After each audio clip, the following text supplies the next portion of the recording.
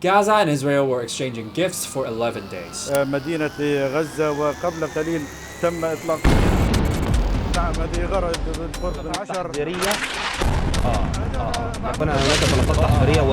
Hamas is launching rocket attacks on Israel. Israel's carrying out airstrikes in Gaza. There have been clashes at the Al-Aqsa Mosque in Jerusalem. So good news, they have since ceased fire. You see, each time there's a different catalyst, but the historical root of their hatred was always the same. If you'd like a crash course on the beef between Israelis and Arabs, I've made an explainer video for that. I've also made a video about why Jews are rich and successful. You may want to check that out. So I don't think I'll be adding any more value by dwelling on the same arguments on both sides. I still want to stay alive, you know. What if I told you what happened in Palestine and Israel was actually India 2.0? See, I don't think enough people realize that. Well, if you'd like to learn about the world's strangest things, smash the subscribe button and the notification icon. Let's begin. See, a year before Israel and Palestine's partition, India actually had a strikingly similar story, with different sets of characters. There were two religious groups, Muslims and Hindus. Yeah, they didn't really like each other. They would mass slaughter each other in broad daylight. So once again, the communal riots went out of control. The colonial power decided to leave India. But before, they had to redraw the map.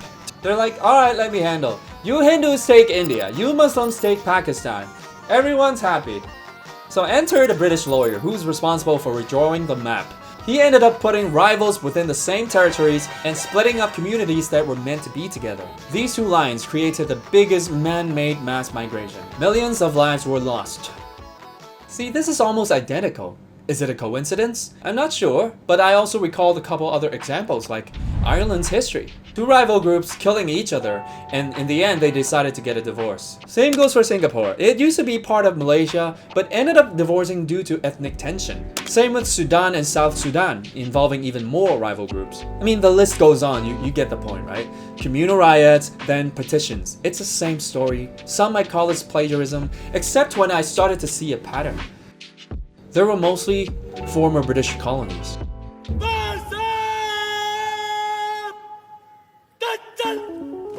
Back in the colonial era, European countries relied on cunning tactics to rule over their colonies. So let's say you're Britain. Your country isn't that big. When you conquer so much land, how exactly do you plan on running them? Well, you rule indirectly, meaning you send a small amount of people over as representatives and let the local run things. It's much simpler, they're more familiar with their own cultures anyway. Well, it sounded great, but what if locals just jump you? I mean, sure, you had fancy weapons, but you're vastly outnumbered. Your troops cannot teleport over to help you from a distance. In fact, that was exactly what happened in 1857. Many white people died. The British Empire quickly suppressed the movement. They decided, we can't let this happen again. From now on, let's bring back an old tactic. Divide and rule. Divide and rule simply means breaking a single problem up into several smaller chunks. What does it mean in terms of colonial rule? You categorize the locals and emphasize on their differences. It could be along the lines of religion, skin color, social classes, language, whatever. The point is to break them up, give them unequal power, secretly creating rifts between the groups. The busier they are fighting each other, the less attention you get. That's the main idea, and it worked like a charm. So let's say you're the colonizer. You approach a person and go, hey, you see that guy with a weird nose? Go teach him a lesson. What lesson? What are you talking about? Just go beat him up. I'll pay you. And let me tell you, only 1 out of 10 people who gets hit will ask this question. Who sent you? And the remaining 9 people who get hit will go, how dare you? So what if a single country consists of multiple religions? How do you create an imbalance of power? I mean, easy. Today you give Hindus disproportionate rights. Tomorrow let the Muslims take control. The day after let the Sikhs take over.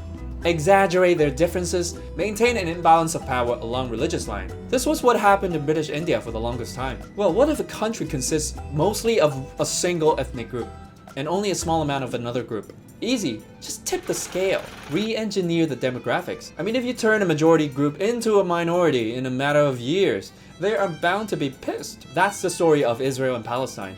Both Arabs and Jews want the same land. Both feel legitimacy in their entitlement, and both are willing to die for it. The British Empire played this hand to perfection. Hindu temple.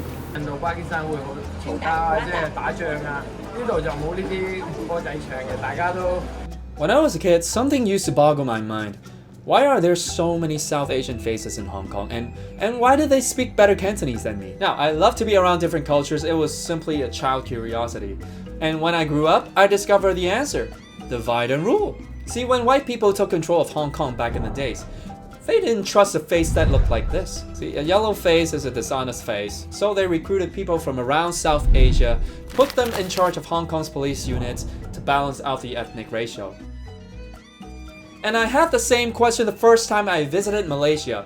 There were Hindu temples, and there were mosques, there were 3 distinct ethnic groups. Again, divide and rule. Malaysia was once a British colony. They couldn't risk a united Malay, and also needed cheap labor, so they had to tweak the demographics a bit. Imported workers from neighboring overpopulated countries such as India. Yeah, it's a textbook strategy. This explains why we have so many multicultural countries in Southeast Asia today, and why we have such delicious food. Alright, let's be real. It's kind of pointless to be criticizing an empire that no longer exists. Hong Kongers, including me, generally have a favorable attachment to British culture to some degree. I myself have visited UK at least 3 times. Although most of the British colonies followed a similar story, there were alternate endings. Hong Kong was an outlier. See, there is segregation and discrimination going on here, but there's no deep-rooted ethnic hatred. Yeah, divide and rule never worked on us, because we're too busy making money. The only thing we worship. And Singapore did break away from Malaysia after decolonization, but they retained close ties with each other till this day. Singapore then grew into one of the richest economies because of their badass leader, Lee Kuan Yew. However, things aren't as bright in countries when religions are deeply involved. You are stealing my house. And if I don't steal it, someone else is gonna steal it. No one. Yeah, it's quite difficult to untangle this mess. The next best thing they can realistically hope for is momentary peace. There have been regular clashes with the police. So let's get back to the main reason why we're talking about this today. The colonial era was long gone, but the tactic of divide and rule has never left. It is still used around the world in plain sight today because it's simply an effective strategy. It happens in Malaysia, it happens in Hong Kong, basically everywhere. We keep falling for it because after all, we're all emotional beings.